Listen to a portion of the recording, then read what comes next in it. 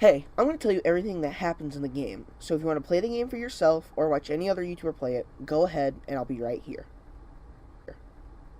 Okay, cool.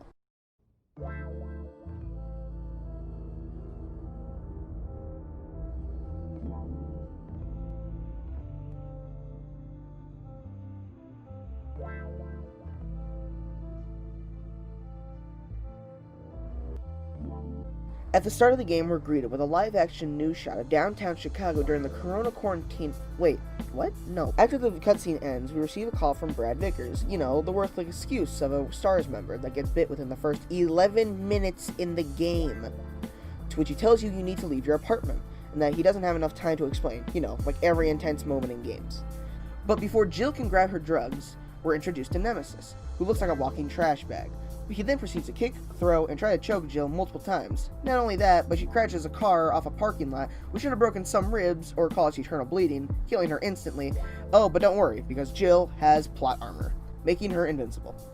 After this, Jill's saved by Carlos, who I thought was just a character Capcom threw in there for convenience, but nope, he's an actual character from the original game, and I just had no idea. And that's basically all the action there is in the first 16 minutes of the game. But don't worry, there's more, but you gotta do some menial tasks first. This game has a lot of things you need to do in order to progress, but to me it feels like they just did this for filler, making it harder and longer for speedrunners to beat. But how do I know, since I'm not granted the power to beat any game in 48 minutes, when it has over 4 hours of gameplay in it? Throughout the game, you must face Nemesis multiple times. Granted, he can't die right now, but if you shoot this weird control panel on his chest, he actually gives you weapon upgrades, which is a nice pace from collecting a bunch of small useless items that take up Oh, come on! Why is this a thing? In every game of Resident Evil, you always have to collect a bunch of crap that you only use once. First, it was the portable safe, which you had to figure out the code for, and you would probably mess it up multiple times. And if you thought you'd get something like ammo, well, sucks for you, because after finding this safe halfway in the game, you're given a key piece for a keyboard you ran past in the beginning of the game. The only nice thing about them in Resident Evil 3 is that they're mostly weapon upgrades, but after beating the game for the first time, you're granted access to the shop. And if you play the game normally, then you'll have enough points to buy an infinite ammo weapon, like the pistol, which brings me to the negative parts about the game. Wait a minute, you're telling us that was the positives? That's right, those were the positives, and now I'm going to dump a truckload of dislikes on you. Even though the game is a remake of Resident Evil 3 Nemesis, seriously guys, the main villain is in the title. You hardly see Nemesis, and whenever you do, all that happens is that you run away until you have to fight him. Which that isn't even fun, since all you do is circle around him and shoot his weak point over and over and over again, until a cutscene plays. After killing him for the first time, he gets a rocket launcher. That is way too easy to dodge, as the rockets are slow, and you don't fight him. You have to run away back to the train. And hey, remember all those tasks that you had to do in order to power up the train to escape? Well, it's all wasted, since Nemesis kills all the civilians in the back, causing the captain to use a C4 to kill himself and stop Nemesis, but causing the train to crash. So yeah, that was a wasted time.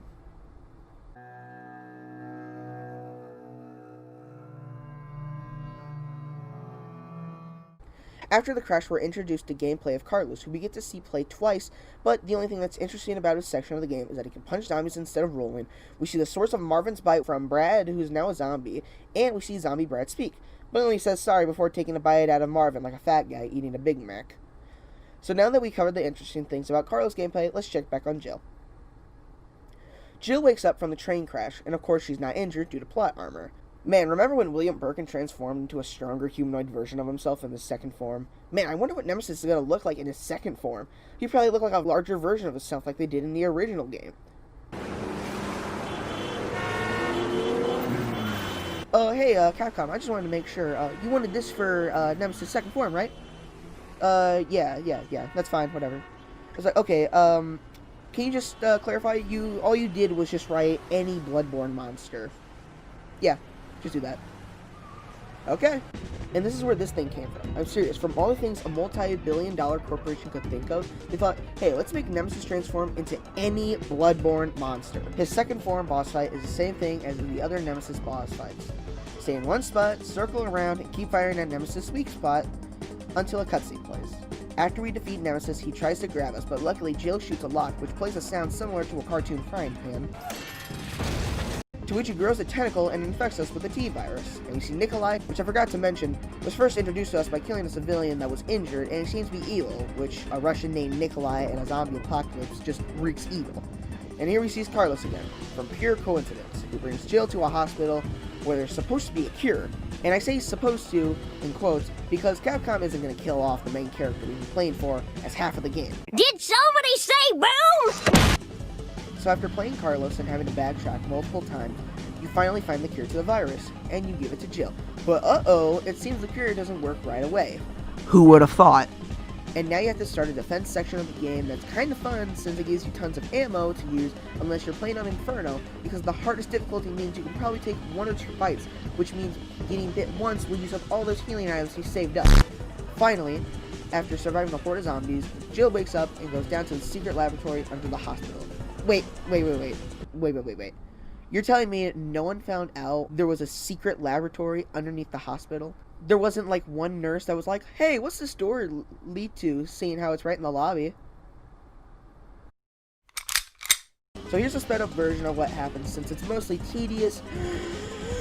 Walk onto an elevator, press a button, the elevator lifts up, press another button for a lift to take you up, walk through a safe room to another elevator that takes you to Nikolai, but the fuses to the elevator blow up and now you have to backtrack the entire area grabbing fuses.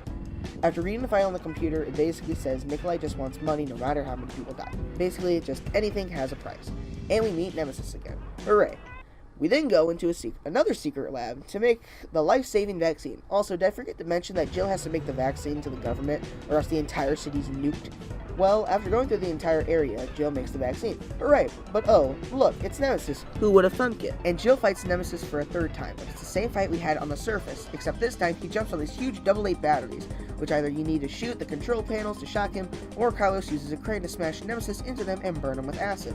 So after beating Nemesis for a 3rd time, might I say, Carlos melts him, which obviously killed him, right? Well, after fighting Nikolai again, but before any more confrontation can happen, it's Nemesis. But hey, get this, remember when I said all of Nemesis fights were just, hey, run around him and shoot his weak point until a cutscene plays? Well, now you do more than that. In his final form, which looks like the outcome of Taco Bell, you have to shoot spores on him and fire a railgun at him. But if you think, wow, that's an amazing gun, how many times do you get to fire it? Well, I'm here to bring you good news. You get to fire it 2 whole times. Yeah, the 2nd time you fire it literally is just do certain thing 3 times to win, which in this case is push in 3 batteries. But here's a little tip if you want to beat the game on Nightmare: buy coins in the McDonald's guide on how to be a good employee. These things will help you in the long run by increasing your max health and making your quick step better. But unlike me, I never had these until I started Inferno, so that means I played against Nemesis' final form. Like I said previously, in Nightmare Hardcore, you can only take 1 or 2 bites before dying, which is bad because Nemesis attacks like a freight train. And good luck.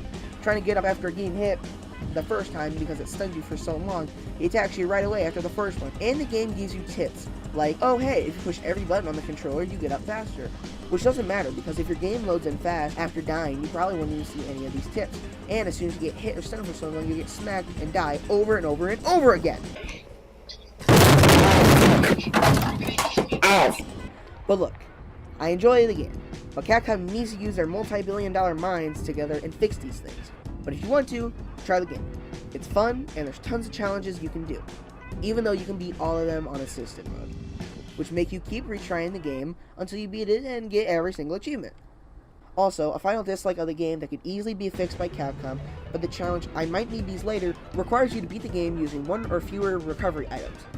Well, the game requires you to use a healing item for when the setup spider infects you, and it counts it, so better not get low on health later. This could easily be fixed by just making it 2 or fewer more recovery items, or even not counting the herb we use to stop the infection in the game towards the challenge. But all in all, I enjoy the game, and I think it was fun. But don't even get me started on the multiple